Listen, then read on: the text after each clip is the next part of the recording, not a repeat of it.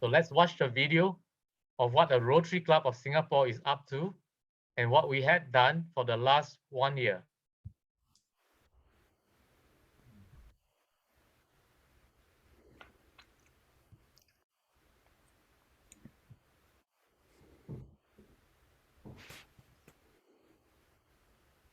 A very warm welcome from Singapore's oldest Rotary Club. Oldest, biggest, most diverse. Such words are often used to describe our pride and joy, the Rotary Club of Singapore. Today, we would like to show you a different face of RCS as institution builders, brand builders, and global ambassadors for this tiny red dot of ours. RCS has helped set up many institutions much needed in their time and now evolved into independent entities serving society.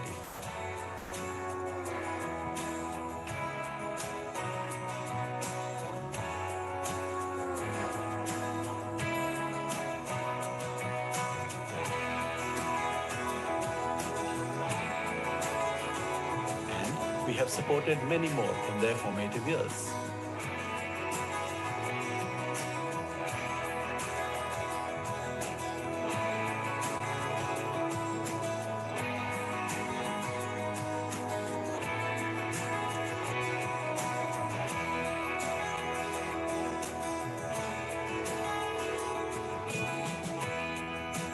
We've helped build the Singapore brand as good neighbors and helpful friends to have.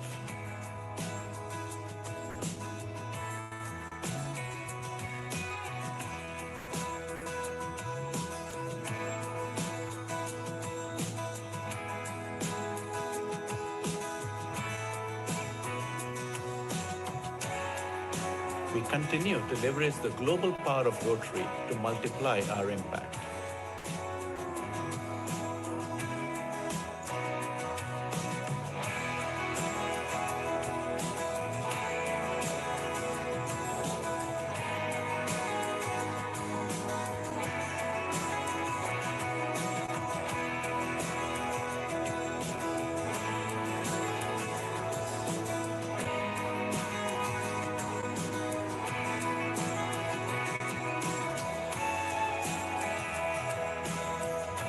Championing more global causes than ever before.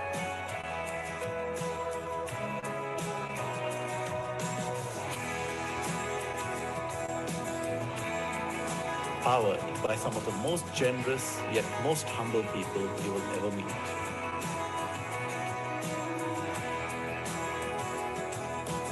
And yet, we still feel the need to reinvent ourselves, lest changing times leave us behind. We are becoming younger as a group.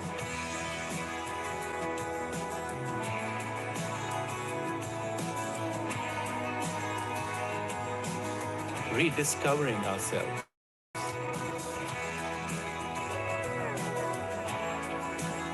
Engaging in smaller interest groups to meet COVID norms. And embracing technology like never before.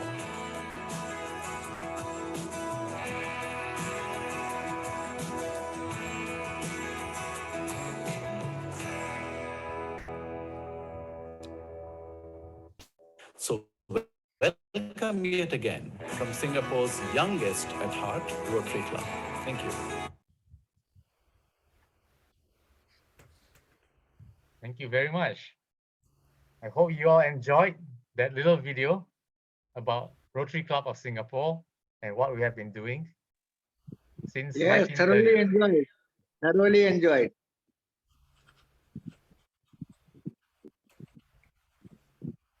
So I'm so happy that this evening we have so many people from other countries to join us. And with that, we hope you can see what our club can offer. We now stand at a membership of about 203 membership director.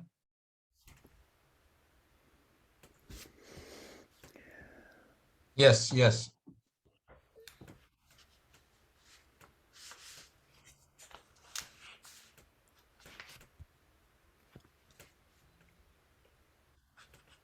Okay, so while waiting for DS John Hewko, perhaps we can also invite from the club that will be hosting the next Synergy meeting, President John Jacob from the Rotary Club of Cochin Harbour, to tell us about what's the topic for the next event.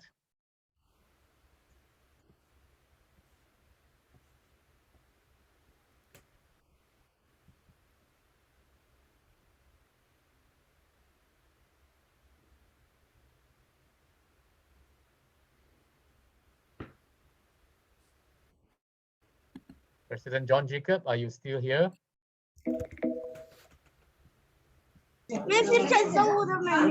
I think he locked off for a while. Yeah. Okay, all right. He just locked off. I think there was no audio. I think he's trying to log back in. Okay.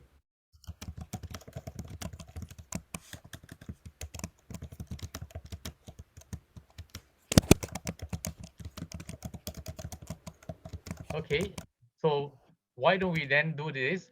Let's invite Rotarian Preveen from the Rotary Club of Singapore to share with us about his experiences.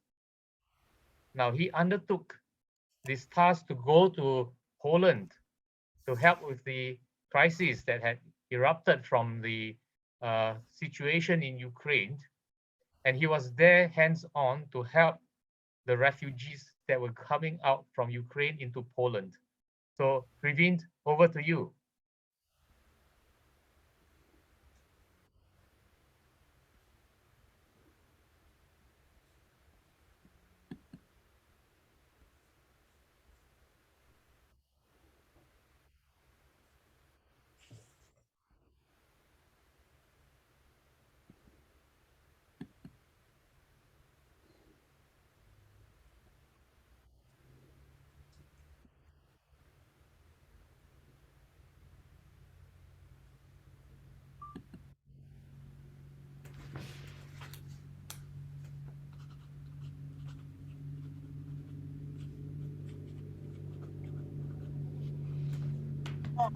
Previn, you're on mute. You have to unmute yourself. Thank you. Hi, everyone. Hi, everyone. Sorry. Thank you, President Lewis. It's my great pleasure to be able to share my experience in Poland on this platform today. I went to Poland on the 24th of March upon hearing the invasion of Russia into Ukraine. I was also actively involved in the nursing efforts in Singapore because I was an ex-nurse in Singapore. So I was involved very much with the COVID operations in Singapore. And I understood very much that in terms of a crisis, and when there's a crisis, there's going to be a lot of a shortage of manpower, be it specialized manpower or, general manpower. So I understood that would be a need. And so I actually went to Poland, to Warsaw itself on the 24th of March. So I worked with a lot of the Rotary clubs in Poland, primarily with the Rotary Club of Olsztyn and the Rotary Club of Warsaw, Joseph IV. They basically have been doing a lot of really, really good work for the Ukrainian refugees in Poland who has come to Poland. In fact, many of times they've organized evacuation buses for the refugees from Lviv into Poland. So I went on one of these trips to the border, to the Herban border, to bring refugees back into Poland, to Warsaw especially, where they are able to move from Warsaw to different parts of Europe to their families and friends who are able to accommodate them. So the pictures, you can see it's the refugee center. I was there for about 2 days. I was helping out with the cooking and serving of food for the Ukrainian refugees with the World Central Kitchen. Very much was actually part of the Rotary Club of Olsztyn that helped me to get in touch with the World Central Kitchen with the, in this place called Herban, which is about 10 kilometers from the border itself. So had a very good experience. We picked up a lot of refugees on the way to the border who were trying to get out of the border. There was the Polish clubs also had a lot of buses, shuttle buses from the border to different parts of Poland. So that was a very good experience there. I also learned on the process of making some Polish food, some Ukrainian food for the refugees as well. And I think a lot of them, I think something that was very heart-wrenching at this point was basically the fact that a lot of them who we had evacuated or rather transported from Lviv back to Poland hadn't had food for like 5 to 6 days. They were stuck in the bunkers, fearful of their lives. In fact, a lot of them were seen walking down the streets aimlessly, children, kids. So I think that was something that really made a huge difference. I think after seeing this kind of situation, this is my first humanitarian trip, so this thing's really impacted me. Yeah, as you can see in the pictures, there's also I made this a bit more. The reporters from Singapore, from the Tamil papers, actually got onto my story on Facebook, and they followed me, and they also had an interview. So to make sure that they wanted to cover the story in Singapore, to be able to highlight it to a lot of Singaporeans, because that was my idea, was to get a lot of people involved as well, just not us, just not a few individuals. I think this is also to encourage people to do something about crisis around the world. I think here in Singapore sometimes we have this very cushy life that we think it's everything is okay by just donating, and then our job is done. But I also like to encourage people to go on to volunteer themselves in this kind of conflict situations, and also allay the fear of getting involved in conflict zones, because I think that is where the most help is required, be it in terms of volunteering, be it in terms of financial aid as well. So some of the work done by actually a lot of the Rotary clubs in Poland, Rotary clubs of Alston, Rotary clubs of Warsaw City, they have been doing a lot of fundraising, as well as transporting humanitarian aid from Poland to Lviv and to Kyiv as well. So this is DG Wojtek from Rotary Club of Poland, Alston as well. So he was very much involved in the transporting and the preparation for the different types of equipment that is required. They are in contact with the Rotary Club of Lviv as well. One of the members there who is also a surgeon, his father is in Lviv in the hospitals who required medical machines. As you can see in the picture, one of it was actually a vacuitainer sort of instrument, or a machine where you needed to suck blood and exudates from the patient's wounds. So that was a requirement, and that was actually quite an important requirement, and they had done it very urgently, in need of this equipment, as say soldiers and the civilians who actually required this equipment as well. So they have done, even the Rotary Club of Stargard, they have managed to collate to make a shelter for the Ukrainian kids and women.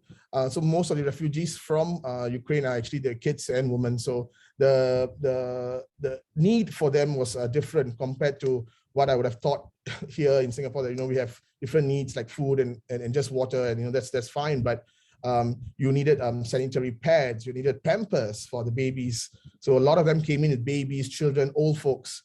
So I think that was a lot of different needs that I realized that there was needed in Poland for the refugees as well. I also worked with the Warsaw Seva Association. Mr. Charanjit Walia basically was a Singaporean who lives in Warsaw itself. He has been distributing food in Warsaw for the refugees ever since the start of the war. And also he has been doing this Seva for the Polish needy and homeless as well. He's been doing it for years. For the past 10 to 15 years, he has been giving out food, free food. This is all like Indian food, sabji curry and rice, and Polish are very much based on potatoes. So the curries are all with potatoes, and it's awesome food. So I tried the food myself. It's really awesome food. So I thought that was very, very inspiring. In fact, I was inspired to go to Poland to help. This was also one of the reasons was Mr. Walia, because I see him doing it alone, and he had, of course, help with some of the students from India and from Japan who were in Poland to study. So they were also helping him. I also went to the outside of the Ukrainian consulate to see what the situation there was. And to give an idea, basically the temperature out here is actually like 0 degrees.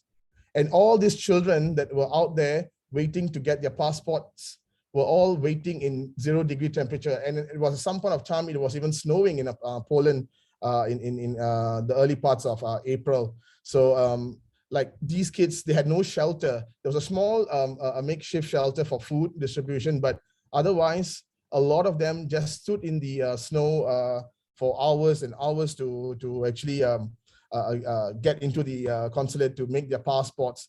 Most of them have no passports because either it's left back in their hometowns or it's either destroyed. So they were all crowding around here and to get their passports. And I think that some of the organizations actually tried to make their efforts, some small efforts to be able to organize these children and to make it something fun for them as well. But it's, of course, it's not a sustainable thing because the situation changes very, very quickly. Depends on how bad the situation in Ukraine goes. So you have the numbers come in here, and then sometimes you don't have anyone at all. So it's really a very dynamic situation here. So I had to do my part. So I was trying to cheer up the kids. So I got like some donations from family and friends, and were able to help to buy some chocolates and something that made them feel a bit happy in that sense. So I was just trying to distribute some chocolates and in fact some burgers to the people who are waiting outside the consulate, because they were waiting in really terrible snowing conditions. Yeah. So I think that really brought me to tears, especially with women with babies. I think they were just trying to find ways to keep them warm, keep the babies warm. So I think that was and the organizations there were also as however much they could, they were trying, but I think more could be done in this respect as well. Subsequently, I also volunteered at the Warsaw Central Station. There was a need of volunteers there because a lot of them, I think, like in the Polish people themselves are working adults, so they come in, and then they go out, and the influx of refugees at the station is like enormous. Like the first 2 weeks when I was there, like every single day we were just working till round the clock until like 2 a.m. in the morning, as buses brought in a lot of refugees in. They were short of Pampers, they were short of food, so continuously like people are just donating whatever they could. They had to go to the nearest supermarket to buy food and try to get these shelters that were helping with the food and donations for the essential items for the refugees. And there were a lot of volunteers. There were a few volunteers in the daytime, and especially at night, there were almost none. So I think that was like the important part where I thought I could play a great role to cover these timings. So I was coordinating with some of the people from the Warsaw Seva to help with the food distribution at the Warsaw Central Station.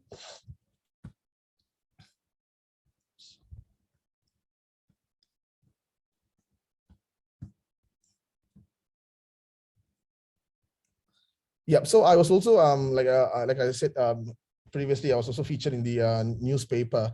I wanted people to know that it's safe enough for us to go to come to Poland to help, and I think this is to and true enough, I've actually got like almost 10 people calling me up to say that, they would want to come to into Poland to volunteer, and how they could volunteer. And I directed them to the different organizations and the different methods where they could actually apply and become a volunteer in the central station in Poland, or in the stations in Poland, actually, in all the train stations, because almost every train stations you can see like people like sleeping on the platforms, sleeping on the tent areas at night, especially if they can't get a train at that particular time. And since I was a nurse, I was also helping out in the medical side of things. So at the medical post at the central station, I was able to help the group that was doing the distribution of medicines.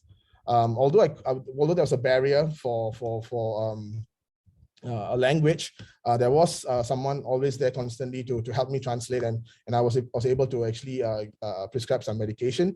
Of course, this is the general medication that we gave, like Panadol, cough syrups, strep stills, general medication. Unless there was something severe, then they would go on to see the doctor on site. So basic first aid, yes, there were 2 cases whereby 2 older men were having a slight heart attack. So we had to attend to them. The medics on the ground, of course, they did the first aid for the two persons. I was there to actually help to coordinate with the doctor and to tell them what went wrong. There was doctors from like the US, from the UK, who were also there to help with the medical situation. And a lot of them, of course, they had the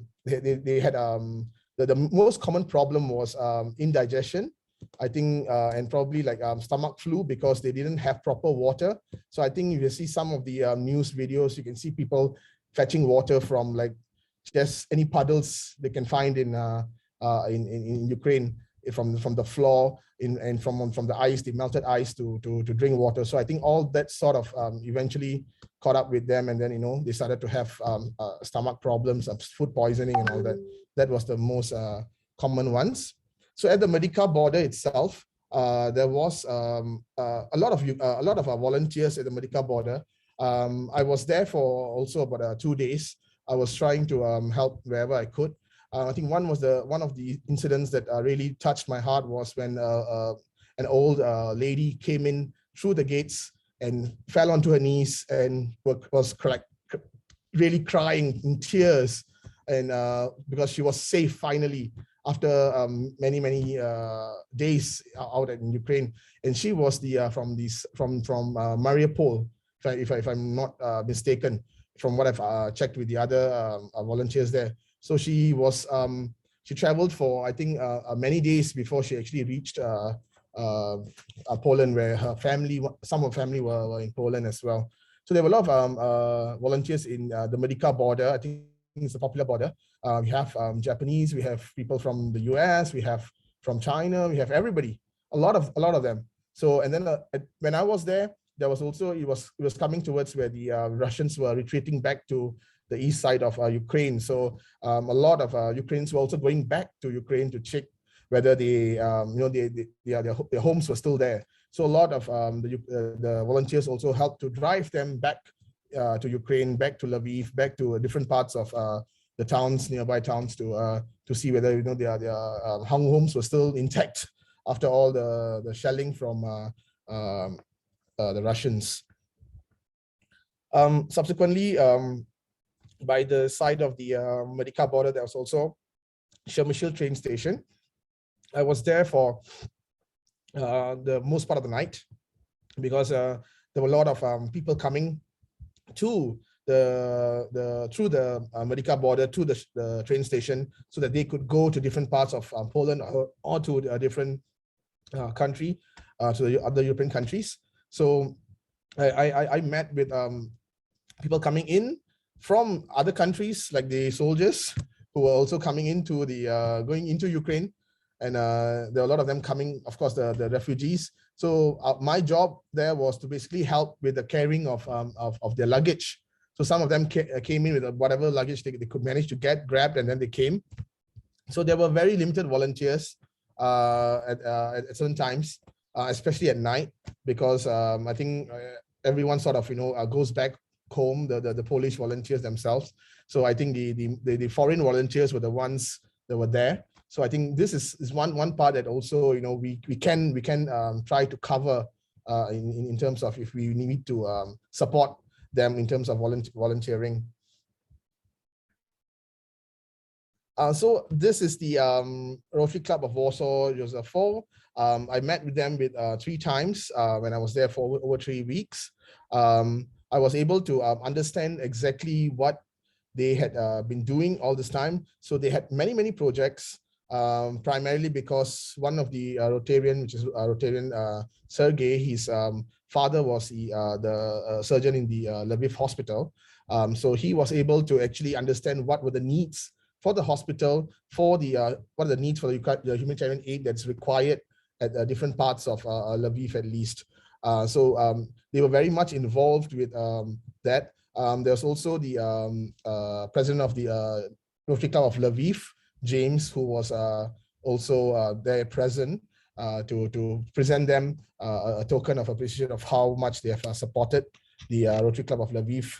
And I also made a donation to the Rotary Club of Warsaw Joseph 4 to be able to sustain or help them with the humanitarian aid progress that they are doing. So basically, we had I had made a donation for the orphanage that was been only able to had a capacity of only 20 people. So they were going to make it redesign it to make it bigger, to hold more families, women and children. So to make it about 80 people.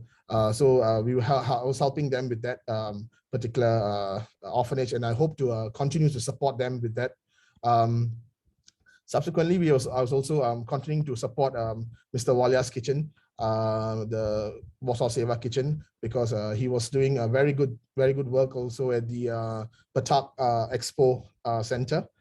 Towards the end of the 3 weeks that I was there, the crowd got a bit lesser, but I think the first 2 weeks was massive. Yeah, like food sold out really quickly because a lot of them came in without any food for like days, probably even weeks. So I think that was something very heart-wrenching for me as well to see, especially kids and children in that sense. Yeah. So this is some of the projects, a brief synopsis of some of the projects that was done by the Rotary Club of Joseph 4, and how different Rotary clubs also managed to help them with this particular project. So I think number 8 was number 8. Sorry, I think so it was not here, but the orphanage was one of the projects that I was involved with the Rotary Club of Warsaw Joseph 4, and I think this is the synopsis of the project. So they were very helpful, helping to translate every bit of information that they could, so that I could understand the project better and to be able to help them in however possible. So I think that was a very good experience for me. And I think this is also where we can also cater our resources, perhaps find ways that we can assist these Rotary clubs who have been doing a lot. In fact, Rotary Club of Lviv, I think, have been doing pretty much a lot of really good stuff. I couldn't put it into the slides. I was trying to get some pictures. I'm in contact with the president of the Rotary Club of Lviv, Mr. James. So he's updating me on what was going on with his site. Yeah, that's all. Thank you.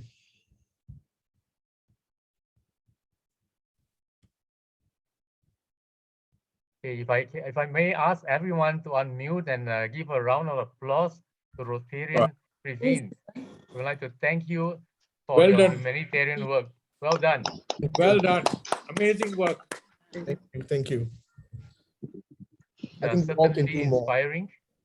And I think there will be some questions for you before we go on to acknowledge some of the luminaries in here, as well as to welcome General Secretary John Hewko. But before that, I think Previn, if you will allow a few questions. Sure. Yes. Definitely. I think I see some raising of hands. If anyone wants to ask any questions. Yes, I think there's a question from Dominica. I really enjoyed this presentation. It really brought the whole situation to life for me. And I want to commend Rotarian Praveen for his efforts and for bringing it to us and helping us to understand the details of what's going on there. I would love to have his email contact details so that I can contact him and possibly invite him to speak to our club in Jamaica. Thank you so very much, Rotarian Praveen, for all the work you've done on behalf of Rotary. Thank you. Thank you. So let us now also unmute ourselves to welcome. We first hear today General Secretary John Hewko from Rotary International. Welcome, GS John Hewko. Now, I'll just, for those who has not heard, I'll just do a short reading about GS's credentials. Mr. John Hewko is the General Secretary and Chief Executive Officer of Rotary International and also the Rotary Foundations. From the year 2004 to 2009, GS Hewko was Vice President for Operations and Compact Development for the Millennium Challenge Corporation, a US government agency established in 2004 to deliver foreign assistance to the world's poorest country. At MCC, he was the principal US negotiator for foreign assistance agreements to 26 countries in Africa, Asia, South America, the Middle East, the former Soviet Union. During his tenure, he completed the negotiation of assistance agreements totaling 6.3 billion to 18 countries for infrastructure, agriculture, water and sanitation, health and education projects. Prior to joining MCC, GS John Hewko was an international partner with the law firm Baker & McKenzie, specializing in international corporate transactions in emerging markets. He helped establish the firm's Moscow's office and was the managing partner of its offices in Kyiv and Prague. While working in Ukraine in the early 1990s, GS John Hewko assisted the working group that prepared the initial draft of the new Ukrainian post-Soviet constitution and was a charter member of the first Rotary Club in Kyiv. GS John Hewko has been a public policy scholar at Woodrow Wilson International Center for Scholars, an adjunct professor of law at Georgetown University, and a visiting scholar at the Carnegie Endowment for International Peace. He published papers and articles in leading US and international publications, and he has spoken extensively on political and business issues dealing with the former Soviet Union, Central Europe, Africa, and Latin America. And he is also a member of the Council of Foreign Relations. As General Secretary, GS John Hewko leads a diverse staff of 800 at Rotary International's world headquarters and 7 international offices. And he and his partner Marga are major donors to the foundation, and they both live in Everston. So once again, let's unmute ourselves to welcome GS John Hewko. Welcome, sir. I would like to give the floor now to GS John Hewko. Well, thank you. Thank you so much, President Lewis. Appreciate the kind invitation to speak to you this evening. Also like to congratulate Praveen on just really an outstanding effort to help Ukraine. I didn't catch all of your presentation, but I think you provided a very good comprehensive summary of some of the work that our Rotary clubs are doing in the region, in Ukraine and in the frontline countries to help in this, in this extraordinarily difficult and tragic time for Ukraine and its people. What I'd like to do is, well, first of all, just provide you my own background and my own personal interest in Ukraine and what's happening. My parents are Ukrainian. They came to the United States in 1949 after the Second World War. As the Soviet Army started moving back through Ukraine during the Second World War, they fled west. And when the war ended, we were in southern Germany, in Bavaria, and spent 4 years in a displaced persons camp in southern Germany.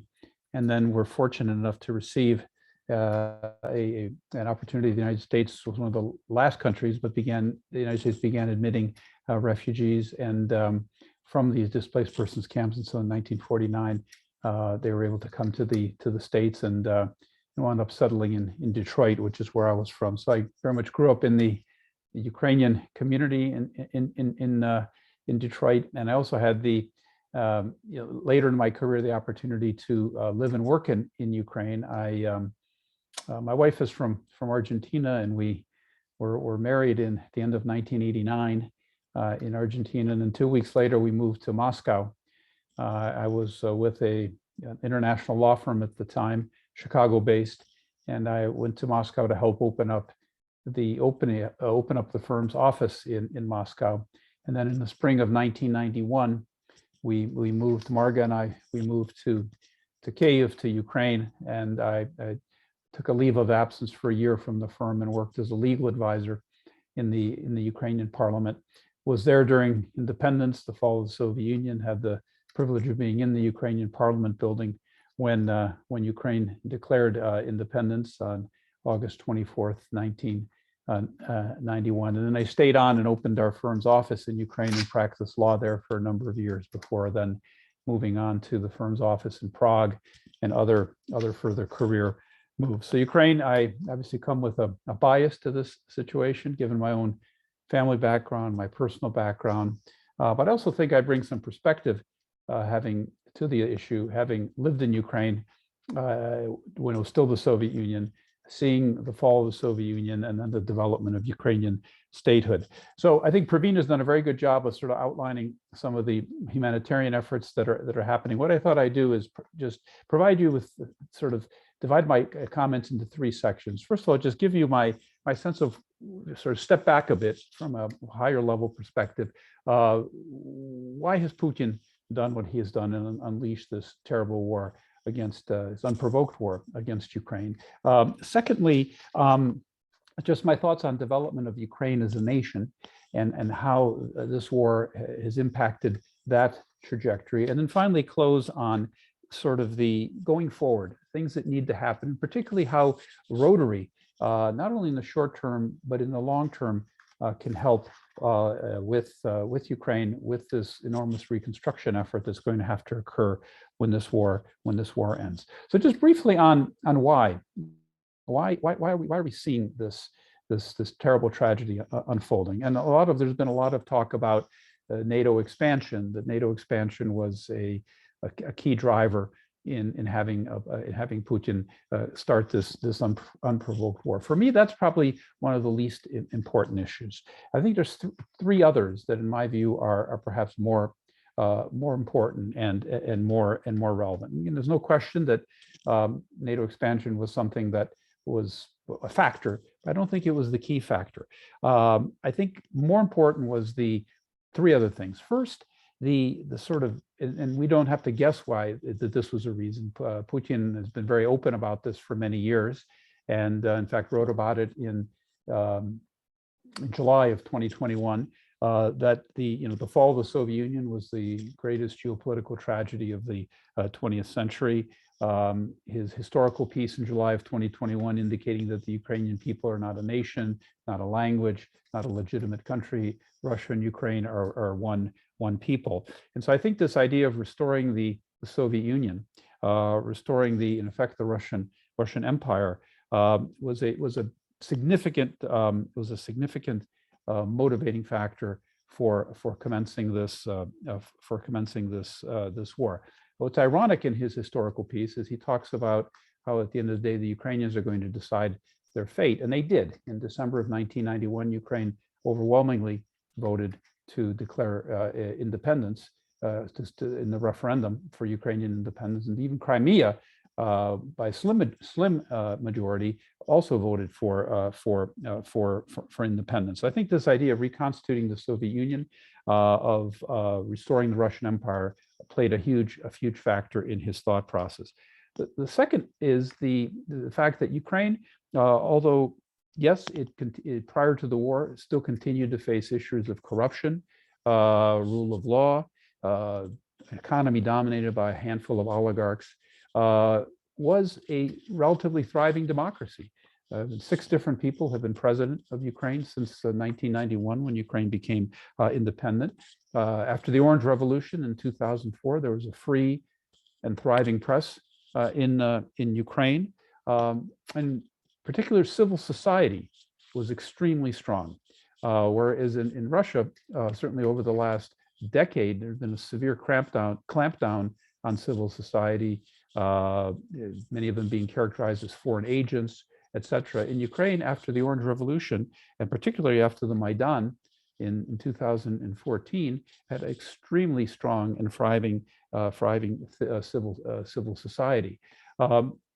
Even at the last presidential election, President Zelensky, who defeated Petro Poroshenko, you have to, Poroshenko was a president in the post-Soviet president who had all of the levers of government power at his disposal, and he lost to a political novice, a comedian, by 75 points.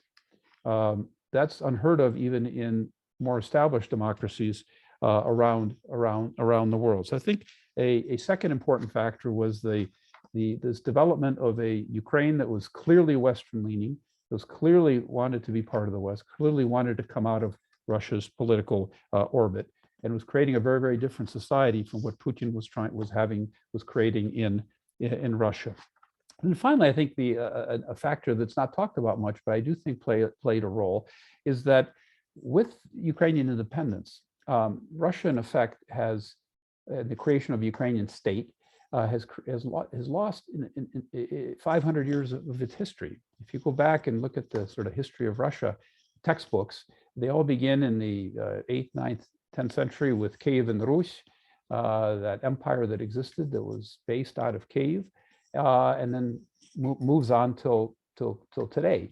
It was very difficult for Russia to claim those 500 years as exclusively Russian history, when it's Kyiv, which was the center of Kyiv and the Rus, that empire, is the capital of a country called Ukraine, where they speak Ukrainian, and is populated by Ukrainian people. So yes, I think NATO expansion played a role, but I think much more important was this idea of reconstituting the Soviet Union, this fear of a Western-focused, democratic Ukraine on his borders, and then finally this sort of loss of history that an independent Ukraine makes it very difficult for Russia to claim as its exclusive history 500 years, sort of beginning from the 800 and 900s. Now, how has this war really affected the development of Ukraine as a nation, as a people? And as I mentioned, I was working in Ukraine in 1991 when Ukraine declared independence, and I was privileged to be in the Parliament building when that happened. And if this war had broken out then, you would not have seen even remotely this sort of reaction. Ukraine was still not fully developed as a people, as a nation state. You had significant divides and differences. Eastern Ukraine, Orthodox religion, Russian speaking, many ethnic Russians. Western Ukraine, which had been prior to the Second World War part of the Austro-Hungarian Empire, and then in Poland, Catholic, Ukrainian speaking, and everything in between, significant regional differences. And it's over the years, it's been a sort of gradual progression of the development of Ukrainian statehood. And in some ways, Ukraine and the other non-Russian republics in the Soviet Union faced a much more challenging set of circumstances than Russia did. When the Soviet Union fell apart in 1991, The deal was that the Russian Federation would assume all of the Soviet era debt, and but at the same time, all of the Soviet era assets of the Soviet Union, which meant that Russia basically stepped into the Soviet Union's shoes, got the embassies, got basically all the infrastructure of government, ministries, etc. Ukraine had a much more difficult task because it had to build up state institutions from scratch. It wasn't able to sort of inherit all of the Soviet institutions. Russia was able to do that because obviously the Soviet Union was run out of Moscow. And so Ukraine had the Ministry of Foreign Economic Relations in those first year of independence was 4 guys my age at that time in the early 30s, sitting around in a small hotel-sized room trying to establish a ministry from scratch, a central bank.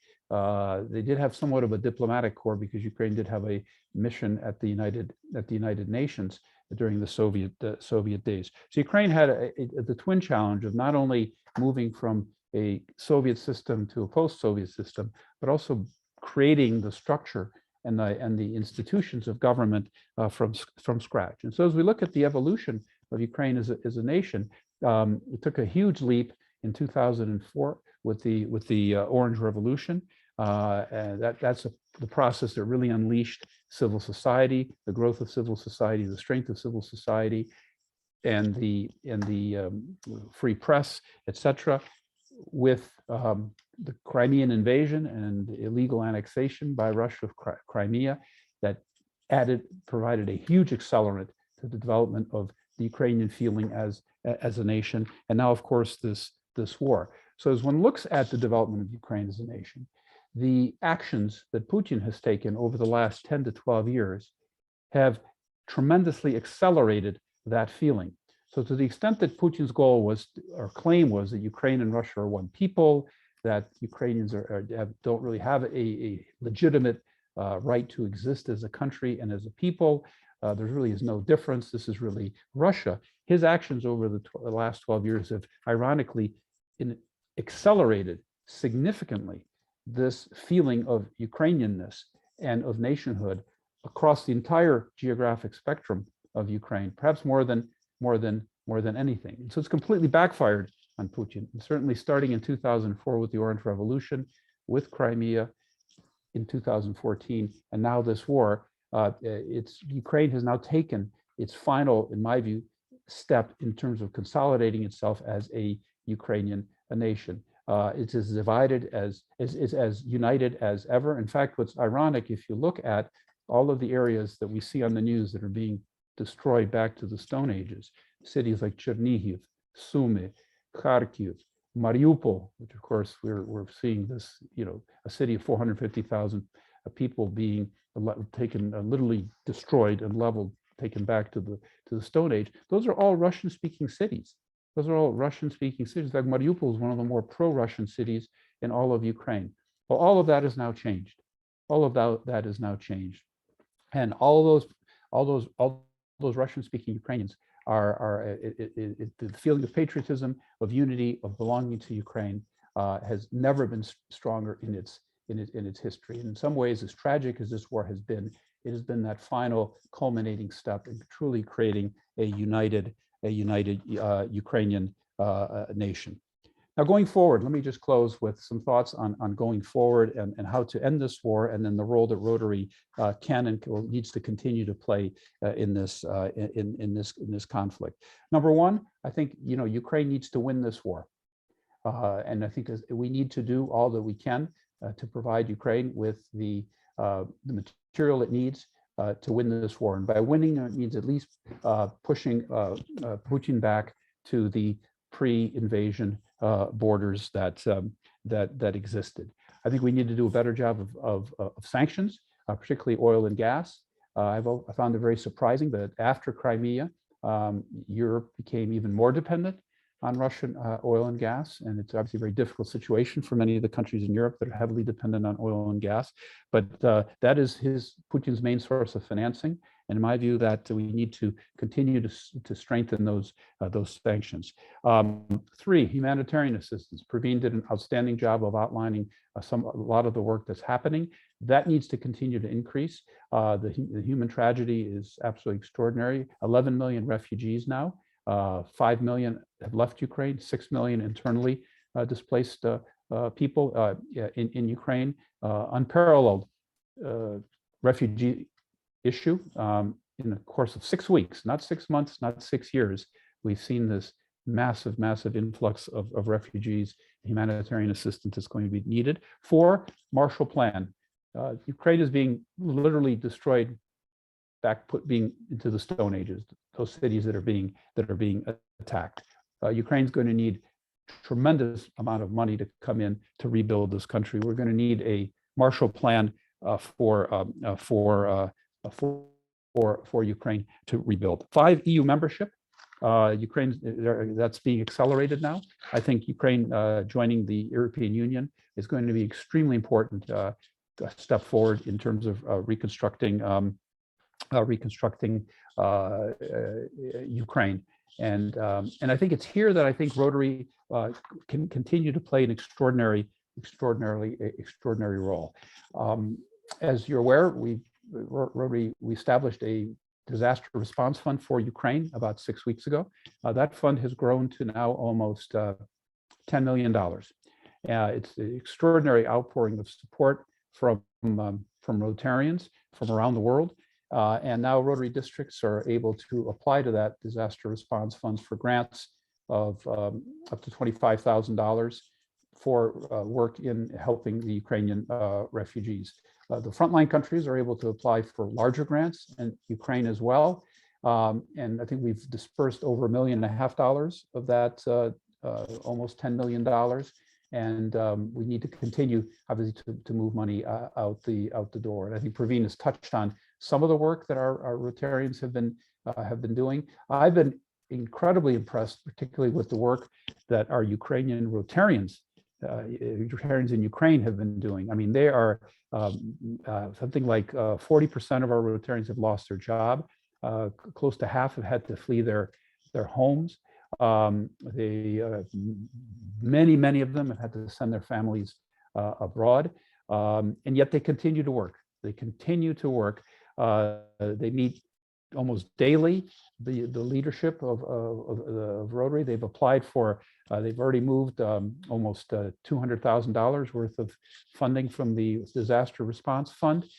In fact, what's most heartwarming is because of the fantastic work that the Rotary clubs are doing under these extremely different circumstances, Ukrainian society is seeing how effective Rotary can be, and they've actually increased their membership during the course of this war. 30 new members have joined Rotary. Ukraine has its own Rotary district, have joined Rotary in Ukraine during this war. And then, of course, all of the incredible work that the frontline, Poland, Hungary, Slovakia, Moldova, Romania have been, Lithuanians, the Baltics have been doing to help with the situation. And of course, many of the other countries in Europe and outside of Europe, Europe as well. So I think as Rotarians, we can be extraordinarily proud of the work that we have done to date, how we have stepped up generously with not only financing, but Rotarians from around the world volunteering, as Praveen and others have done, going to the area to help. And we will continue to do so in the face of these tremendous needs. Now, in the long term, what is our role? I think it's even going to be more important than when the work that we're doing today with the immediate need. Ukraine is going to have to be, at least those areas that are affected by the war, rebuild from scratch. An enormous undertaking. And its civil society organizations such as Rotary are going to have to play a huge role in that reconstruction. We've shown we can do it now with the immediate needs, and I think we're going to be there for Ukraine when this war is over and the reconstruction begins. And finally, let me just close with some thoughts on Ukrainian-Russian relations going forward. I think Putin, with this war, unfortunately, has ruptured Ukrainian-Russian relations for generations to come. The phrase in Ukraine now is never never forget and never forgive. And to the extent Putin's goal was to, bring Ukraine and Russia together, he's done exactly the opposite. And it's going to take many generations and an awful lot of work to bridge that gap. And then here's, I think, where Rotary can continue to play a very important role. We have historically, that's in our forte, bring peoples together, bridge differences, peace and goodwill among people. Our Rotarians in Russia, obviously it's very difficult to operate now in Russia, given the regime. But when this war ends, I think Rotarians both in Ukraine and hopefully in Russia can play an important role in trying to bridge some of these differences that have happened, that are obviously there. It's going to be extraordinarily difficult. I mean, the destruction, devastation that Ukraine is being put through is unprecedented since the Second World War in Europe. But again, this is where Rotaries, this is our strength, this is our forte, to help bridge these differences. And I think we're going to have a huge role to play, not only in the reconstruction of Ukraine, but also in trying to somewhat bridge, if we can, this enormous divide which now exists between Russia and Ukraine because of this war. So, President Lewis, I'll stop there. I think I went longer than you asked me to go.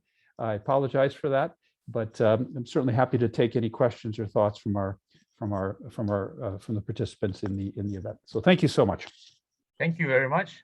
Let's unmute ourselves to give a round of applause to GS John Hewko. Thank you very much. Thank you very much. And of course, we have from minutes ago, Michael Schrupp from RC Warsaw with his hands up. Yes, Michael, please proceed to your questions. Yes, thank you very much for this lecture, John, especially on the expedited grants on the Rotary Disaster Response Grant. We are working with such grants here in Poland. We are also making them available to us through US districts that we are working with. However, I would want to have a kind request through you to extend the duration of these grants, because so far we're limited until 30th of June to do the spending on the grants. To have that extended for a longer period of time, we already know it's going to take longer than 30th of June to get the work done. My club, for example, is working on a sustainable project. We're setting up a refugee support and education center, which will grant medical and mental health support for traumatized refugees. And for this, we need longer term funding. And so my kind request to you is, on one hand, to make them last longer, but also in the frontier countries like Poland, to make them also available for higher amounts than the current $50,000 that is the limit. As far as I know, we will probably ask for a little more. And my kind request would be to make that possible, so that we can make also sustainable projects possible, because we see how much war trauma is present amongst the refugees, and they need this help now, not in 6 months' time. No, Michael, that's a fair point. As everyone's aware, the fund closes on April 30th. So whatever is in the fund on April 30th will be ring-fenced and will be reserved for Ukraine only. Any funds that come into the disaster response fund after April 30th can be used for Ukraine, but they can also be used for other disasters on a first come, first serve basis. So it's very, very important to try to get as much money as we can into that fund by April 30th. And then you're also right that technically right now, under the current rules, the money's got to be spent by June 30th. We didn't anticipate at the time when this was done 6 weeks ago that we would receive this much money from Rotarians in such a short period of time. And so since all this money is going to be ring-fenced and dedicated just to Ukraine, I suspect we will have to extend the period for use.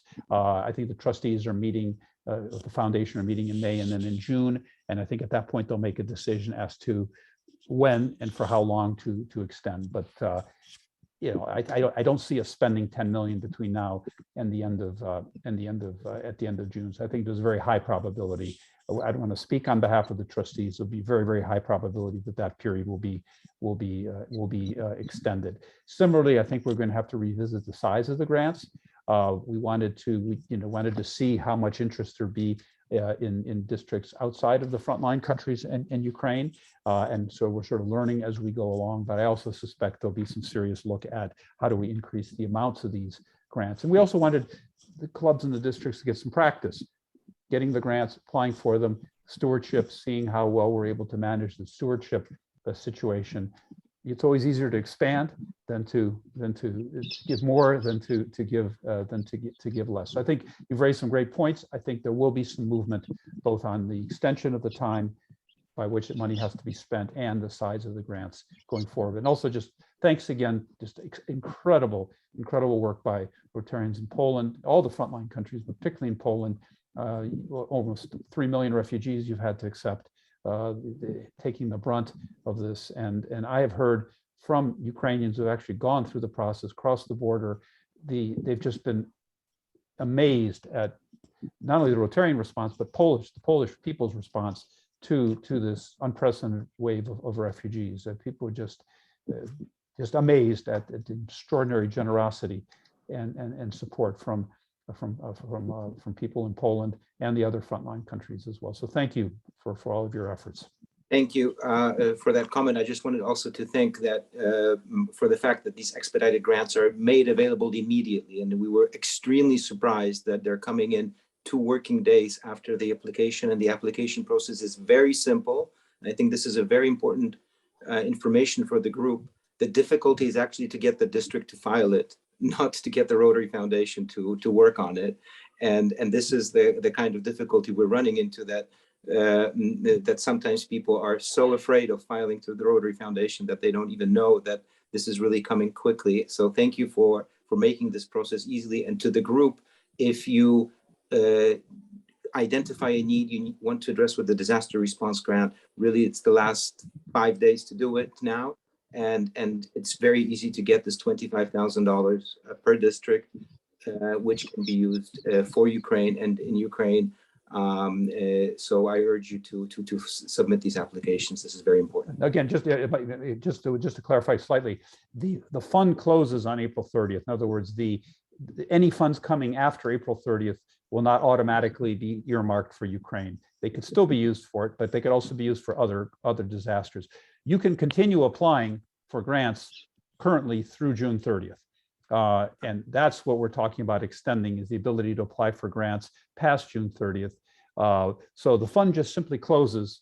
Whatever the amount in the fund is on April 30th, that's what's going to be guaranteed and ring fenced for Ukraine. But you can continue applying for these grants under the current rules up until June 30th. And I suspect that deadline will be expanded by the trustees. I don't want to speak for them, but I suspect that's what's going to happen. Thank you. That's very important information. We were a bit confused on that one. Thanks. Thank you, Michael. And now we have CP Herbert, who has a question. Yes, I want from Austria. I want to add to Michael. I think most of the districts who are not applying for disaster grants don't know what to do with the money. So it's also a task for the Polish clubs to present them your projects. I spoke with DGE Piotr Jankowski this week, and I proposed him to make really like a fair, a project fair from Poland, to other districts, so they can take part and send you the funds that they raise by applying for disaster grants. So it's also an issue of the Rotarians in Poland to show how other districts can help them.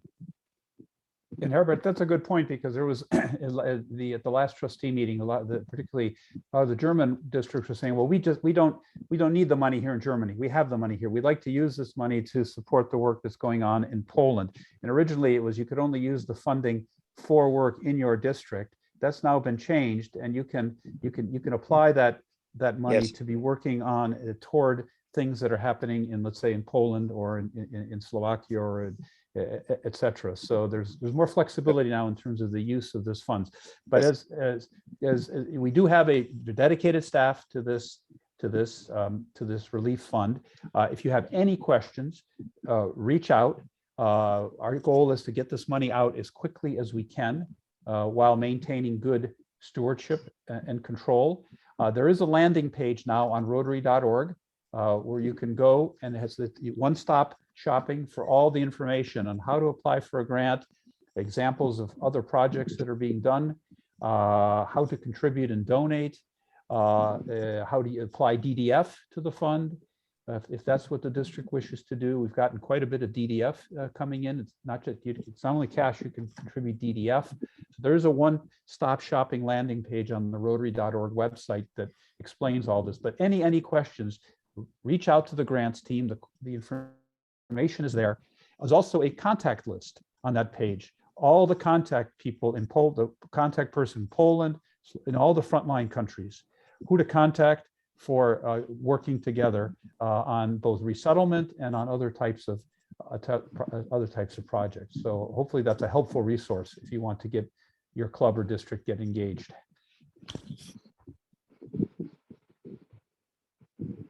Thank you very much, Herbert.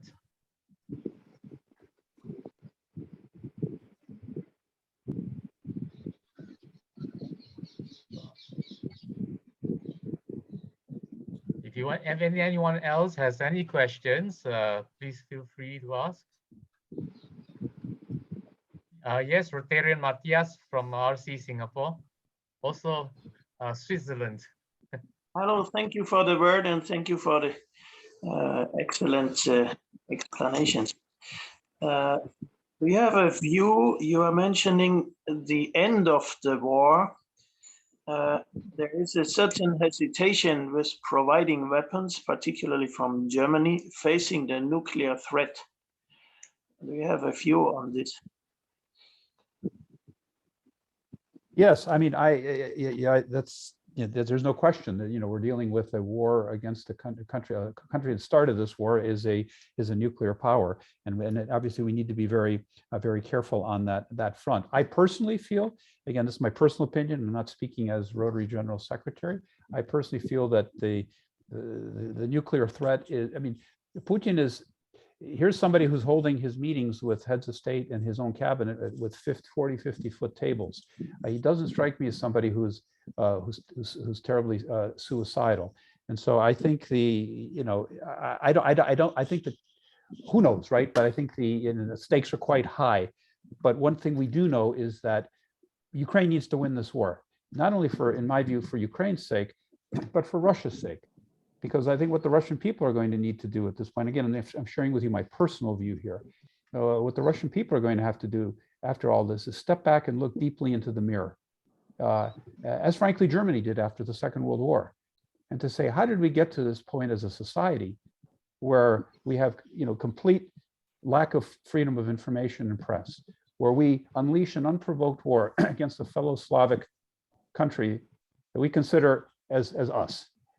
How do we get to a point where, as a society, our army is destroying city after city after city in Ukraine and literally leveling them back to the Stone Ages? And how did we get to the point as a society where 70% of the population, according to certain polls in Russia, supports this war?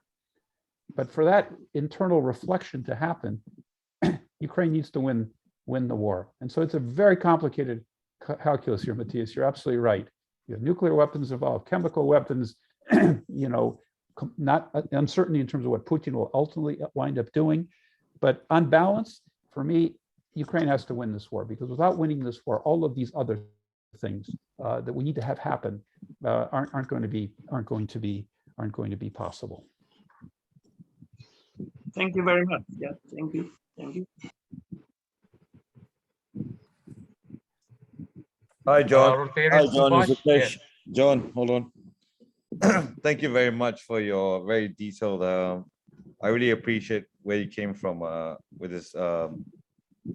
My question is, moving forward from this, do you think there's any way? I'm not gonna go back to the fact that our ex-KGB Putin is trying to believe the ex-USSR is going to re-establish itself again.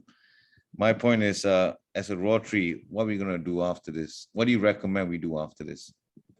Well, again, once this war ends, I mean, we all hope it ends Yeah, we all quickly. do. I know. You know, I think Rotary needs to continue playing the role it's been playing to date. We're going to have to continue to support the reconstruction efforts. We're going to have to continue to support our Rotarians in Ukraine and in the great work that they're doing. It's a monumental task. We're obviously going to be a drop in a huge bucket of work that needs to happen. As I mentioned in my comments, I think Ukraine will need a Marshall Plan, and there clearly will have to be one. Billions and billions and billions of dollars to, I mean, how do you reconstruct a city like Mariupol? It's been completely leveled to the ground. It's not a village. It's a city of 450,000 people. I mean, the task is. That also applies to monumental. Odessa, to Crimea, to any other state, to be honest. But my plan is, what do you think you recommend that we do as a Rotary? What do we do? I think we focus on what we're strongest at, and that is community level engagement and help. And that's where we are. We're deep roots in each community. Grassroots level, right? Very grassroots level building. That's what I think. I mean, of course, grassroots level building, but also we're very strong on advocacy.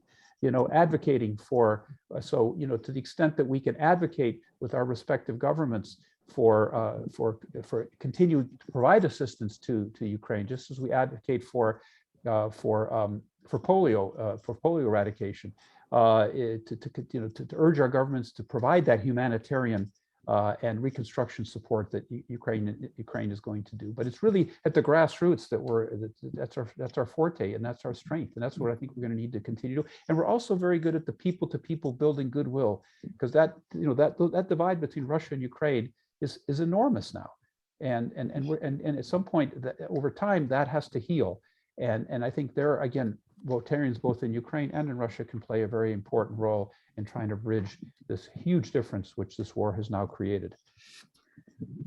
John, next question, John. Do you purely believe in funding will solve everything, or do you believe you need boots on the ground to solve this? Oh no, you need both. You need Exactly. funding, you need people, you need boots on the ground. You need people that need to. And one thing, let me just make a broader statement about this reconstruction effort in Ukraine and the money that will go to Ukraine.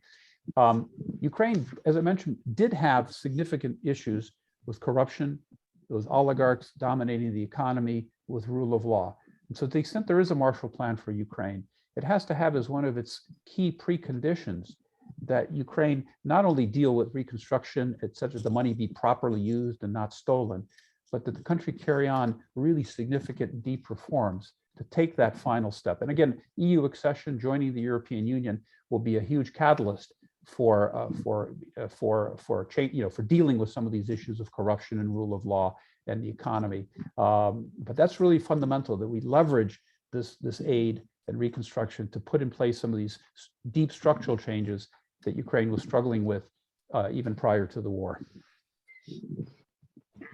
Thank you, John. Thank you. I appreciate your answers. Thank you. Thank you. Thank you, Rukesh. We have one last question, and that will be from Rotarian Subhash from Singapore. Hi, John. Rotarian John, thank you so much for giving a really ground reality. I have two questions. First, Ukrainian has to win the war for sure, but the way it is looking like on the ground, it doesn't look like it is happening at the moment. It's getting more complex and complex. That's one question. You know, this is more like we need not to answer that. You know, this is very political. Second question for me is that now today Ukraine, can Rotary send people to help on the ground? Is this a time has come, or it's too late, or it's too early? Now, the people can go in there like Praveen has gone as a one person. Can we send as a group of people to station in Ukraine or go into Poland and help the people refugee crisis? These are two questions, if you can answer, please. Thank you. John, before you answer, can I respectfully ask that the last question then be from also Varun, Singapore, so that we can take it collectively. Yeah, Varun, ask your question, please. Okay, Sorry sure. about that. Thank you, President Lewis, and thank you, John, for this for the talk. So, quite related question to what Rotarian Subhash has asked. That we know that Rotary is collecting funds globally for Ukraine war. But at the same time, we have a divide in terms of whether we should be going ourselves, like let's say Rotary and Praveen went ahead and was just be relying on Rotary global resources and contributing to the fund collection that's happening in Rotary, or should we be going ourselves and participating? And second, if it's a political issue, then should Rotary even be there or not? Okay, let me just, thank you, great questions. Let me just ask if that last question, should Rotary, absolutely Rotary needs to be there. We've been there in many other humanitarian crises throughout history. And that's what we're all about. We're all about peace, goodwill, community work, community development, and being there when the going is tough. So going and helping refugees is not a political act in my view. It's a humanitarian act, and that's what we're all about in Rotary. So we absolutely need to be there, not only in Ukraine but in other places, and we are in other places where similar there's war and conflict and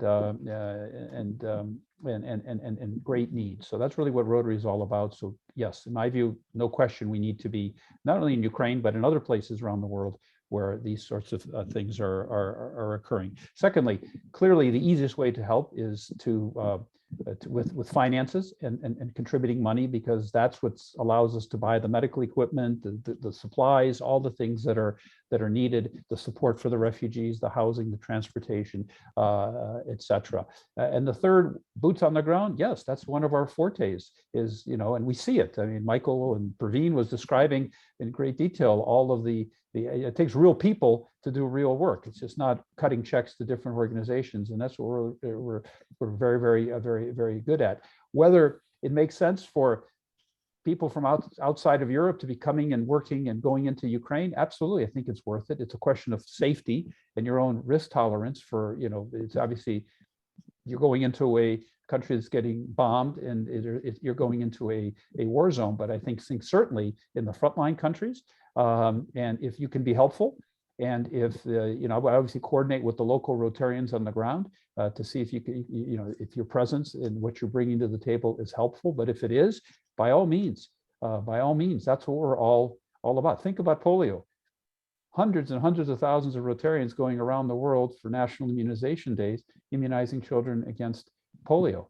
Grassroots effort on the ground, boots on the ground, and that's one of the great reasons why we're on the verge of eradicating polio, is the efforts that hundreds and hundreds of thousands of Rotarians did traveling around the world participating in polio immunization efforts. And then finally, just the question, will Ukraine win this war? We'll know in 2 to 3 weeks, right? This is the decisive moment, and I think it's still too early to tell. There does seem to be a significant increase in military supplies that are now being provided to Ukraine certainly from the United States and other countries as well. And I think Subhash will know in 2 to 3 weeks where all this stands in terms of Ukraine winning the war. I think just to add on to what John mentioned, I think it's very important for us to be on the ground. And also, I think it also depends on the situation that unfolds in Ukraine. So if there is a need and if there is a requirement, like for example, in Warsaw, towards the end of my stint there, there were lesser refugees at the stations and lesser refugees that needed help, I would say, at least in the stations. So I think it's really important to know what is on the ground, what's happening on the ground, whether there's the requirement at this particular place, or maybe you're going to move to another place. So I think it really depends on the connectedness, the network that we have to understand the ground itself. Right, I would suspect, Praveen, we would want to take our cues from the local Rotarians, right? They know what the need is. What you don't want to do is show up and be just another burden on the local Rotarians, because they're busy working and helping. So it's like you said, to make sure that there's a real concrete need and role for you to play in the local area where you're going. You don't want to burden the local Rotarians with, oh, now we've got all these visitors that we need to take care of, instead of dealing with the needs on the ground. Correct. Thank you very much.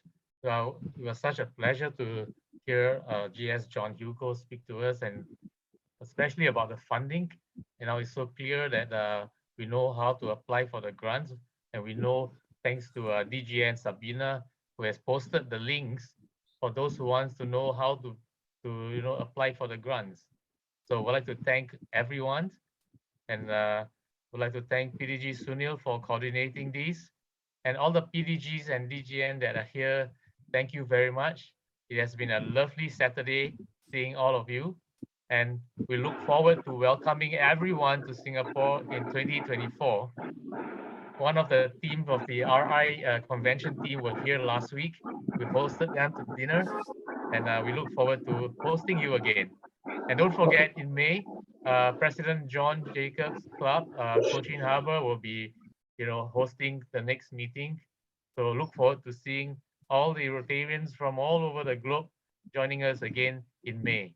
And with that, if I could just add one, yes, the fund closes on April 30. So if you want to make financial contributions or DDF to the fund and want to make sure you want to be insured, sure that it will go toward Ukraine, you need to make the DDF or the cash contribution by April 30th. It can be spent after April 30th, but the fund closes on April 30th. So if any of the districts on this call have DDF or have cash contributions they'd like to make, or Rotarians, please make sure you make it by April 30th. It can be spent later, but the fund closes in terms of new contributions on April 30th. Sorry about that. No, thank you very much for the clarification. So round of applause again, unmute yourselves, and thank you. I wish everyone a very good evening. And PDG Sunil, do you have any last words you want to address us? No, I think we had an extraordinary meeting. Thank you, John, for helping us to understand the situation in Ukraine and what we can do. Let me, on behalf of Rotary Club of Cochin Harbour, say that the next meeting on 28th of next month, the chief guest would be, the keynote speaker would be past President Mark Maloney, and he will speak to us on how Rotary will change with the recent Council on Legislation. Thank you very much. Thank you very much. So for those who wish to stay back for another 1-2 minutes for fellowship, please feel free to do so. And for those who need to leave for your dinner, we wish you a very good day. For those in other continents, it's morning. So have a good Saturday. It's the start of a new Saturday. Go for your walks. Hi, Louis.